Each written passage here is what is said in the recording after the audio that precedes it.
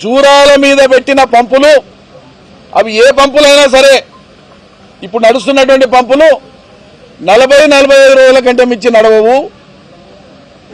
ఈరోజు శ్రీశైలం మీద పెట్టినటువంటి పంపులు ఏవైతే కేఎల్ఐ పంపులు ఉన్నాయో, కల్వకుర్తి లిఫ్ట్ ఇరిగేషన్ పంపులు ఉన్నాయో 220 నుంచి 240 రోజులు నడుస్తున్నాయి సగటున ప్రతి ఏడు. అంటే శ్రీశైలంలో నీళ్ల లభ్యత ఉంది కాబట్టే మీకు కావలసినన్ని రోజులు పంపులు నడుస్తాయనడానికి నడుస్తున్న కేఎల్ఐ పంపులు సాక్ష్యం అయితే, జూరాలలో నీళ్లు లేవనడానికి అది తెలివితక్కువతనం అని చెప్పడానికి 40-45 రోజులకు పంపులు బంద్ అవుతాయి.